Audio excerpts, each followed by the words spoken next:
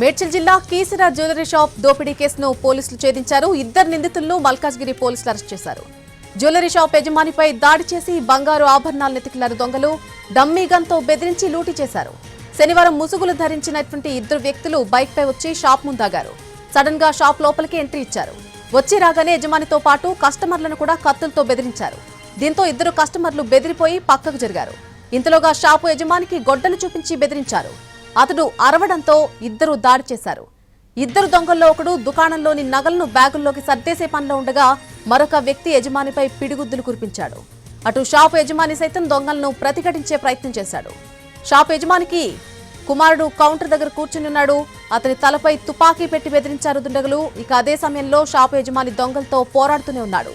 కానీ గన్తో బెదిరించి నగలను సర్దుకున్నటువంటి బ్యాగ్ తీసుకుని బైక్ పై పారిపోయే ప్రయత్నం చేశారు. కానీ షాపు యజమాని అప్పటికీ కూడా వారిని వదలలేదు. దీంతో అతనిపై గొడ్డలతో దాడి చేసి ఇద్దరు దుండగులు కూడా బైక్ పై పారిపోయారు. ఈ దృశ్యాలన్నీ షాప్ లో ఉన్నటువంటి సీసీ కెమెరాల్లో రికార్డ్ అయ్యాయి. మేడ్చల్ జిల్లా కీసర జ్యువెలరీ షాప్ దోపిడీ కేసును పోలీసులు ఎట్టకేలకు ఛేదించారు. ఇద్దరు నిందితులను కూడా మల్కాజ్గిరి పోలీసులు అరెస్ట్ చేశారు. జ్యువెలరీ షాప్ యజమానిపై దాడి చేసి బంగారు ఆభరణాలు ఎత్తుకెళ్లిపోయారు దొంగలు. డమ్మీ గన్తో బెదిరించి లూటీ చేశారు. శనివారం ముసుగులు ధరించినటువంటి ఇద్దరు వ్యక్తులు బైక్ పై వచ్చి షాప్ ముందాగారు. సడన్ గా షాప్ లోపలికి ఎంట్రీ ఇచ్చారు. వచ్చి రాగానే యజమానితో పాటు అక్కడ ఉన్నటువంటి కస్టమర్లను కూడా కత్తులతో బెదిరిస్తున్నారు. దీంతో ఇద్దరు కస్టమర్లు బెదిరిపోయి పక్కకు జరిగిపోయారు.